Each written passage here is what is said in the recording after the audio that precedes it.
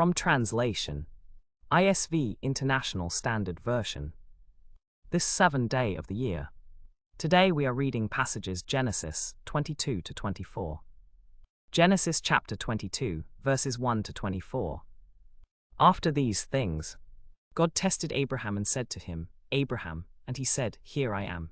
He said, Take your son, your only son Isaac, whom you love, and go to the land of Moriah, and offer him there as a burnt offering on one of the mountains of which I shall tell you.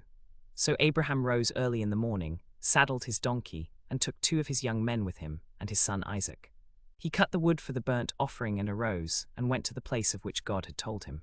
On the 3rd day Abraham lifted up his eyes and saw the place from afar. Then Abraham said to his young men, Stay here with the donkey, and I and the boy will go over there and worship and come again to you.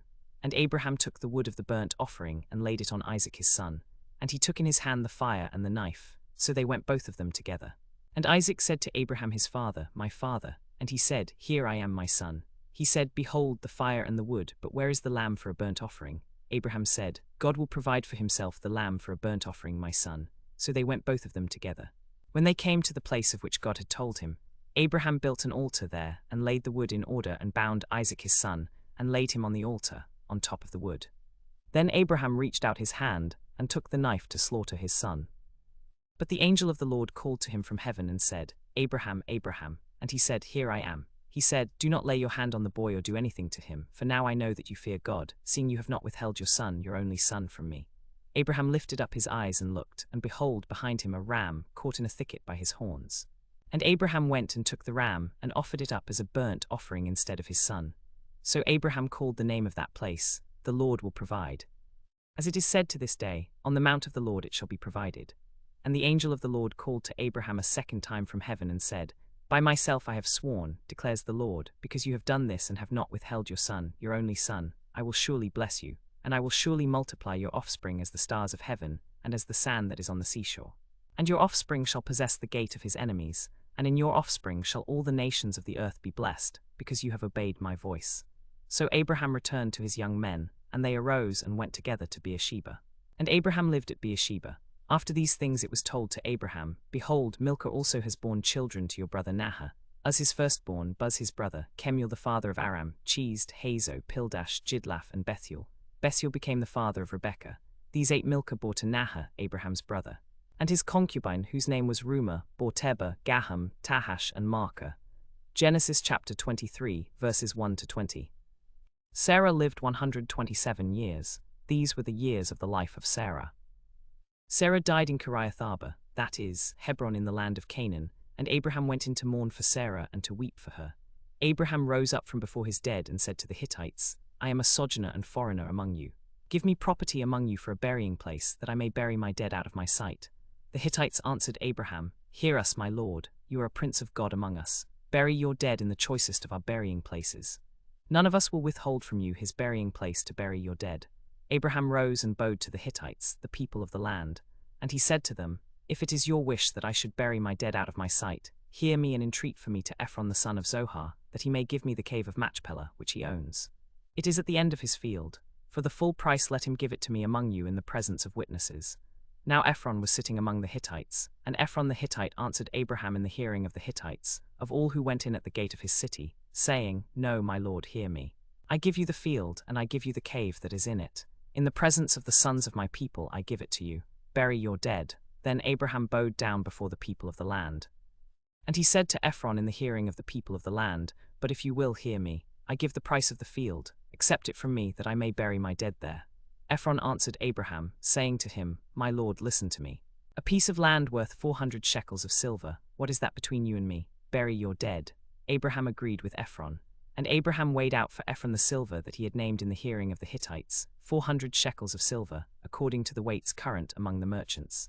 So the field of Ephron in Machpelah, which was to the east of Mamre, the field with the cave that was in it, and all the trees that were in the field, throughout its whole area, was made over to Abraham as a possession in the presence of the Hittites, before all who went in at the gate of his city. After this, Abraham buried Sarah his wife in the cave of the field of Machpelah east of Mamre, that is, Hebron in the land of Canaan. The field and the cave that is in it were made over to Abraham as property for a burying place by the Hittites. Genesis chapter 24, verses 1 to 67. Abraham was old, advanced in years, and the Lord had blessed Abraham in all things. And Abraham said to his servant, the oldest of his household, who had charge of all that he had, "Put your hand under my thigh, that I may make you swear by the Lord, the God of heaven and God of earth, that you will not take a wife for my son from the daughters of the Canaanites, among whom I dwell, but will go to my country and to my kindred, and take a wife for my son Isaac." The servant said to him, "Perhaps the woman will not be willing to follow me to this land. Must I then take your son back to the land from which you came?" Abraham said to him, "Guard yourself that you do not take my son back there. The Lord, the God of heaven, who took me from my father's house and from the land of my kindred, and who spoke to me and swore to me, 'To your offspring I will give this land,' he will send his angel before you, and you shall take a wife for my son from there. But if the woman is not willing to follow you, then you shall be free from this oath of mine, only you must not take my son back there." So the servant put his hand under the thigh of Abraham his master, and swore to him concerning this matter. Then the servant took 10 of his master's camels and departed, with all the goods of his master in his hand. And he arose and went to Mesopotamia, to the city of Nahor. And he made the camels kneel down outside the city by the well of water at the time of evening, the time that women go out to draw water. And he said, "O Lord, God of my master Abraham, please grant me success today, and show steadfast love to my master Abraham. Behold, I am standing by the spring of water, and the daughters of the men of the city are coming out to draw water. Let the young woman to whom I shall say, 'Please let down your jar that I may drink,' and who shall say, 'Drink, and I will water your camels,' let her be the one whom you have appointed for your servant Isaac. By this I shall know that you have shown steadfast love to my master." Before he had finished speaking, behold, Rebekah, who was born to Bethuel the son of Milcah, the wife of Nahor, Abraham's brother, came out with her water jar on her shoulder. The young woman was very attractive in appearance, a virgin, whom no man had known. She went down to the spring and filled her jar and came up. The servant ran to meet her and said, "Please let me drink a little water from your jar." She said, "Drink, my lord." And she quickly let down her jar upon her hand and gave him a drink. When she had finished giving him a drink, she said, "I will draw water for your camels also, until they have finished drinking." So she quickly emptied her jar into the trough and ran again to the well to draw water, and she drew for all his camels. The man gazed at her in silence, to learn whether the Lord had prospered his journey or not. When the camels had finished drinking, the man took a gold ring weighing a half shekel, and 2 bracelets for her arms weighing 10 shekels of gold, and said, "Whose daughter are you? Tell me, please, is there room in your father's house for us to lodge?" She said to him, "I am the daughter of Bethuel the son of Milcah, whom she bore to Nahor." She added, "We have plenty of both straw and fodder, and room to lodge." The man bowed his head and worshipped the Lord and said, "Blessed be the Lord, the God of my master Abraham, who has not forsaken his steadfast love and his faithfulness toward my master. As for me, the Lord has led me in the way to the house of my master's kinsmen." The young woman ran and told her mother's household about these things. Rebekah had a brother whose name was Laban. Laban ran out to the man at the spring. As soon as he saw the ring and the bracelets on his sister's arms, and when he heard the words of Rebekah his sister, "Thus the man spoke to me," he went to the man. And behold, he was standing by the camels at the spring. So he said, "Come in, O blessed of the Lord. Why do you stand outside? For I have prepared the house and a place for the camels." So the man entered the house. And Laban unloaded the camels, and gave straw and fodder for the camels, and water to wash his feet and the feet of the men who were with him. But food was set before him to eat, but he said, "I will not eat until I have told my errand." And he said, "Speak on." So he said, "I am Abraham's servant. The Lord has greatly blessed my master, and he has become great. He has given him flocks and herds, silver and gold, male servants and female servants, camels and donkeys. And Sarah my master's wife bore a son to my master in her old age, and he has given him all that he has. And my master made me swear, saying, 'You shall not take a wife for my son from the daughters of the Canaanites in whose land I dwell, but you shall go to my father's house and to my clan and take a wife for my son.' And I said to my master, 'Perhaps the woman will not follow me.' But he said to me, 'The Lord, before whom I have walked, will send his angel with you and prosper your way. And you shall take a wife for my son from my clan and from my father's house. Then you will be free from my oath when you come to my clan, and if they do not give her to you, you will be free from my oath.' I came today to the spring and said, 'O Lord, the God of my master Abraham, if now you are prospering the way that I go, behold, I am standing by the spring of water. Let the young woman who comes out to draw water, to whom I shall say, "Please give me a little water from your jar," and who shall say to me, "Drink, and I will draw water for your camels," let her be the woman whom the Lord has appointed for my servant Isaac.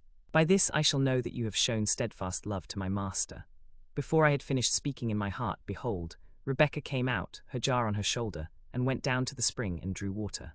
And I said to her, "Please let me drink." She quickly let down her jar from her shoulder and said, "Drink, and I will water your camels."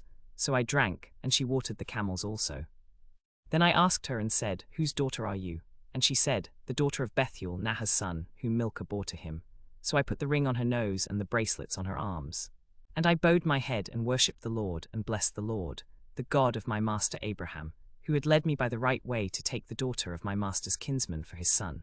Now then, if you are going to show steadfast love and faithfulness to my master, tell me, and if not, tell me, that I may turn to the right hand or to the left. Then Laban and Bethuel answered and said, The thing comes from the Lord. We cannot speak to you bad or good. Behold, Rebekah is before you, take her and go, and let her be the wife of your master's son, as the Lord has spoken. When Abraham's servant heard their words, he bowed himself to the earth before the Lord. And the servant brought out jewelry of silver and of gold and garments, and gave them to Rebekah. He also gave to her brother and to her mother costly ornaments. Then they ate and drank, he and the men who were with him, and they stayed all night. And they rose in the morning, and he said, Send me away to my master. But her brother and her mother said, Let the young woman stay with us a few days, at least 10, after that she may go. And he said to them, Do not delay me, since the Lord has prospered my way. Send me away that I may go to my master. And they said, We will call the young woman and ask her. And they called Rebekah and said to her, Will you go with this man? And she said, I will go. So they sent away Rebekah their sister and her nurse, and Abraham's servant and his men. And they blessed Rebekah and said to her, Our sister, be the mother of thousands of 10,000s, and may your offspring possess the gate of those who hate you. Then Rebekah and her young women arose and rode on the camels and followed the man. Thus the servant took Rebekah and went his way. Now Isaac had come from Beer-lahai-roi and was dwelling in the Negeb. And Isaac went out to meditate in the field toward evening. And he lifted up his eyes and saw, and behold, there were camels coming. And Rebekah lifted up her eyes, and when she saw Isaac, she dismounted from the camel. And she said to the servant, Who is that man walking in the field to meet us? And the servant said, It is my master. So she took her veil and covered herself. And the servant told Isaac all the things that he had done. And Isaac brought her into the tent of Sarah his mother, and took Rebekah, and she became his wife. And he loved her. Thus Isaac was comforted after his mother's death.